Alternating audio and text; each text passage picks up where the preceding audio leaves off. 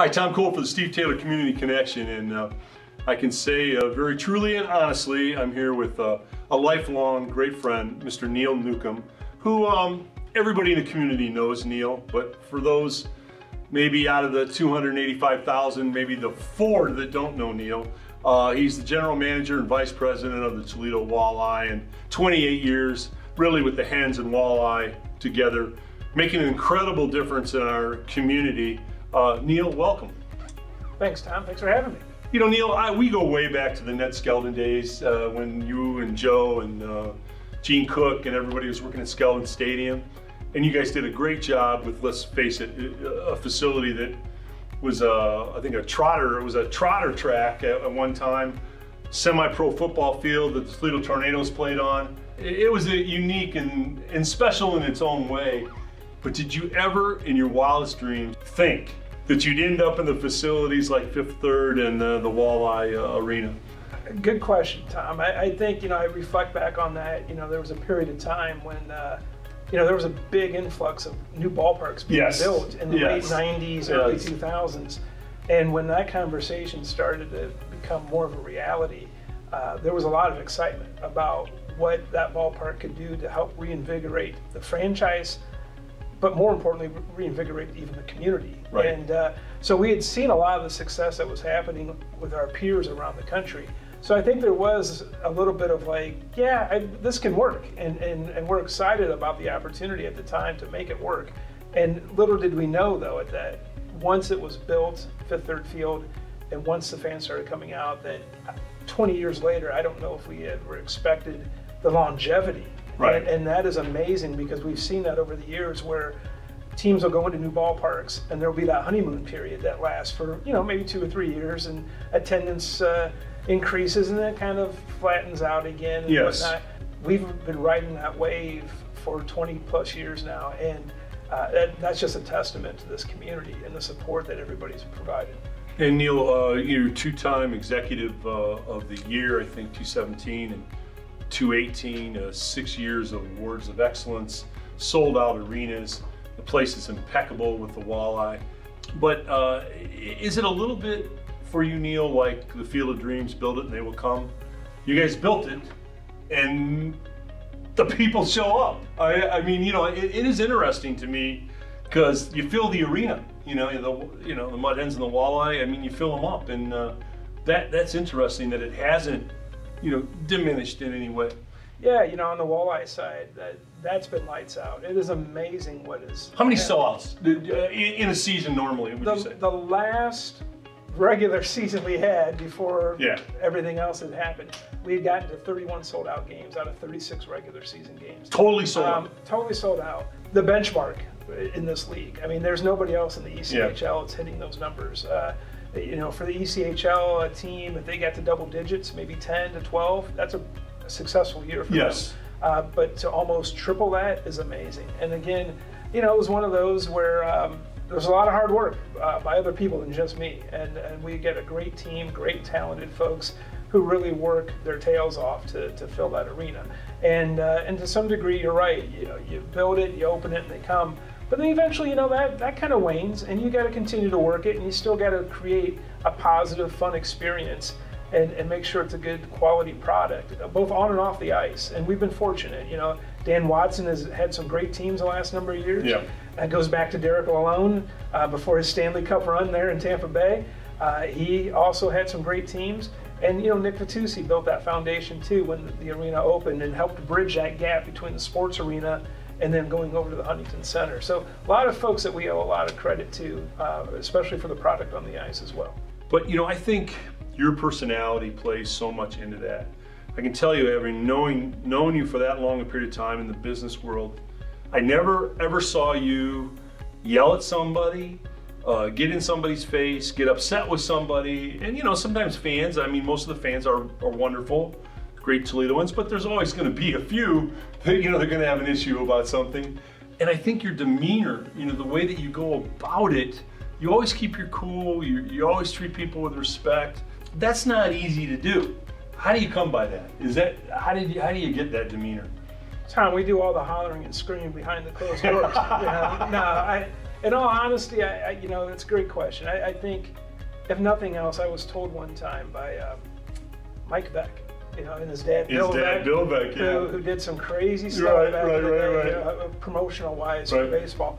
But Mike Beck always had a great line, and I remember him always saying, he goes, "You got to remember, Neil, at the end of the day, a community doesn't need a ballpark. And in our case, a community doesn't need an arena. But the ballpark and the arena need a community." Right. And it's really struck me when he told me this like years ago. And it's always something I kind of take to heart. And because without fans and without partners and everybody, we don't exist, right? And that makes it work and that makes it happen. So, you know, at the end of the day, you just try to treat people with respect. You try to treat people the right way. You know, some things they're totally wrong on, and there's things that we could be wrong on. Sure. And you try to meet in the middle. And and I think you're transparent and don't be aloof. And you just people appreciate honesty. You know, and just, you know, sometimes it may not be a good honest thing, you know, that they don't want to hear. Right. But I think at the end of the day, people respect that. And but I think it's always been that approach. You know, just be real and treat people with dignity and respect. And luckily, it's paid off. Yeah, that really describes you, Neil. Real, honest, respect, dignity, straightforward. You've never had a hidden agenda. You know, I could come at any time over the 28 years we've known one another and ask you a question, and it was never a sideways answer, never a hidden agenda. It was just, hey, Tom, I can do this or I can't do this, and this is why. And I think people do respect that. You know, I like Jim Bouton as an author, interesting stuff. And the first book he wrote, kind of iconic when he kind of broke the mirror on some of the stuff behind the scenes in baseball, and people didn't like him for it, and you know, but he was just being honest. But his last line in the book was, "I spent my whole life gripping a baseball, and I found out it was the other way around." And I think, you know, we've had those kind of experiences with the hens and the walleye and sports. You know, it becomes part of your life. I mean, it is your life. It does get in your blood. Is that correct? Oh, it does. You know, I never in my wildest dreams when I started this journey, if you will, right after college, well, even during college, because I was working through internships and just trying to get experience and build a resume. But never in my wildest dreams upon graduation, when I was given an opportunity to start my career, actually getting paid at this point in time with the Mud Hens, 8 years, whatever that number is now. Never in my wildest dreams I'd still think I would still be associated with it. But it's been a great ride, though. It's been a lot of fun. No one's given me necessarily a reason to want to go elsewhere. Right. Good people, good community. Right. You know, great product, new venues or relatively new venues, and it's been really good.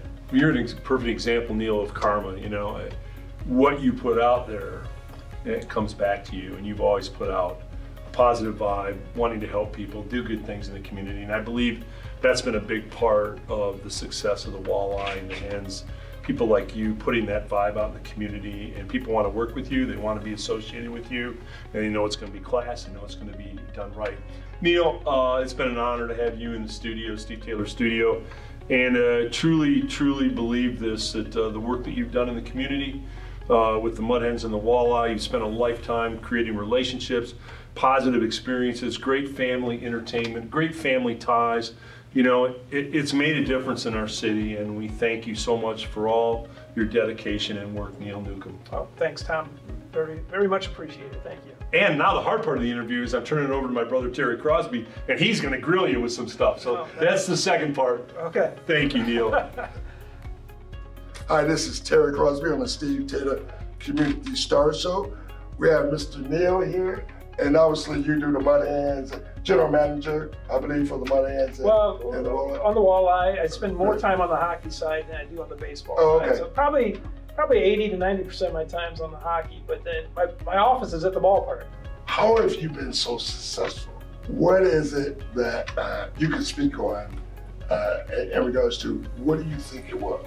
Well, I think the success personally, and I think just as an organization, yes. I think it's the approach and how we go about doing the things that we do. And, you know, we've been in this business for a number of years. We've had a core group of folks, not just me, but, you know, Joe Napoli, Eric Gibson, Brian Perkins. I mean, there's a list of folks who have been with us for 20 plus years. And you don't necessarily see that in minor league sports. Sometimes I think minor league sports is always looked at as this opportunity to get your feet wet, get a little bit of experience under your belt, and then go on, just like an athlete itself, just to go to the higher level. Yes. And we've been able to really do a nice job of keeping people in place, and I think that's helped tremendously with this. So longevity. The longevity, sure. Right. I've always said to people, can you imagine it'd be no different than, Steve's, dealership here or baseball team or a hockey team. If you have new people coming in and out the doors all the time, how do you develop that cohesiveness? How do you develop as a unit, as a team? And so I think that's a big part of it, is that we've been able to keep people in place. We owe a lot of that, I think, to our board as well, who made it and had a vision when we moved into the new ballpark to have that happen. We want people to live here. We want people to have families. We want people to buy homes. We want people to basically have roots in Toledo. So I think that has been a key component to the success we've had as an organization, and me personally too. And with that, I think we've been able to go out and you establish those relationships, you establish partnerships, whether it's season ticket holders, whether it's sponsors and partners, but you're able to establish those, and I think people appreciate the longevity too. And then along with that comes the fact that, as I said to Tom before, I think you're just real with people. You're just honest. You're always full disclosure. You're not trying to hide anything. And I think people at the end of the day really appreciate that. And I think that's led to a lot of the success that we've seen. Absolutely, absolutely. So it's been what? 26, 27 years of you doing this? Terry, I got to take my shoes and socks off to count how many years anymore. I've lost track, but it's right about there. I ended up, I graduated in '93 out of college. Okay. And the Mud Hens was my last internship at that time. Mm-hmm. And to me, I got the opportunity. It came in. I think I was able to fool people to think that I knew what I was doing as a college student, and they offered me the opportunity to become a full-time employee. And at that moment, to me, there was nothing better than to start my career with the world famous Toledo Mud Hens. I always tell college students, even today, you can put the Mud Hens on your resume, and most likely people are going to know the Mud Hens in the sports world all over the country, and they're going to know it. And to me, that was so key. And literally, I know the 26, 28 years, whatever it's been, that I'd still be here. Now that's your journey, obviously. Sure. That's a life journey and a life legacy. We have to be honest, okay? So I just want you to reiterate a little bit on how did it all start to get you to where you are now, You don't wouldn't know it by looking at me at times, but I was always a big sports guy, right. Growing up and wanting to play sports. I was always the guy that, I collected all the sports cards and I knew all the stats and, and I was like, well, why can't I work in this industry? Right. My father at the time, I think, thought I was probably out of my mind, that the only people that work in sports are former athletes and you don't have a chance. So, as a young guy, it's always this goal to prove your mom or dad wrong. Yes. So I had to prove him that, no, this could be done. And that's what led me down that path. And I didn't know what I was doing necessarily, Terry, and some may say I still don't know. But I think at the same time, it was just wanting to get in. I love the industry. It is deceiving sometimes to people on the outside. There are a lot of hours that are put in, a lot of holidays, a lot of evenings, when you look at the way schedules are in baseball and hockey. But I tell you, I don't know if there's anything else I'd rather do. It's wonderful to be able to go to the ballpark. It's wonderful to be able to go to the arena, to be able to see families and folks who come to games who embrace the teams and the players and the product. It just makes you feel good. Right. And you know what? In our lives, when we are successful, there's always a period in our life or throughout our lives where certain things happen in our lives or certain people have had a significant impact on your development. So I know we were talking earlier and you mentioned something about your high school experience. Just tell us a little bit about that in regards to how do you think that's helped you to get to where you are today? You know what? I think it helped tremendously. As you alluded to, we were speaking earlier. I went to Libby High School, and graduated from Libby, and Libby was a City League school, in the old South End, you know, there was challenges, you know, for people that went to Libby. I saw it on a daily basis, but the neat thing about Libby was that it was also a melting pot of people. But, you know, I say this today, the one thing about Libby were the people there. When I talk about the teachers especially, they would give you what you gave them, you know, and even though perhaps it could get a bum rap, those people knew what they were doing, right? But again, how much did you give? And in what you give, you got back. And I was able to develop relationships with teachers that I still have relationships today. And it's fantastic. You know, Dave Merritt, who was the football coach at Libby and was my one of my math teachers, was such an influence. Ron Hudson, who was our phys ed teacher, but he was such an influence, more than he probably ever realizes. And that was awesome to be able to have that and still to this day. So and oftentimes that can be a blessing. Sure. Because you can turn the negative into a positive. Absolutely. And when you do that, that's a learning experience. Absolutely. And I can't say enough, and I think you would agree, I made an effort to surround myself with good people. And a lot of what happens in life, sometimes it's dumb luck. You know, sometimes it's being in the right place at the right time. Sometimes it's luck, and sometimes it's just trying to be a good person. You know, and I've learned over time, just being a good person can really lead to a lot of good things, you know, and there's enough negativity in the world today as it is. So, you know, throw the negativity aside, be positive, be a nice person, a kind person, and the dividends will pay off. There's no doubt in my mind. Neil, I really, really appreciate you coming in. When Tom told me that you'll be making your way, and I got really, really excited because I just thoroughly enjoyed the Mud Hens and also the Walleye. Oh, not as excited as I did, Terry. Come on, when I was told you and Tom, I was super well, excited. we appreciate that. But, thank you. You know, we're kind of sports oriented, so anybody affiliated with sports, we love them to come in. Well, I appreciate it. So Thanks for on behalf having me. of the Toledo Automotive family, all of us, we love you. Thanks for coming in, and we'll see you next time. Thank you.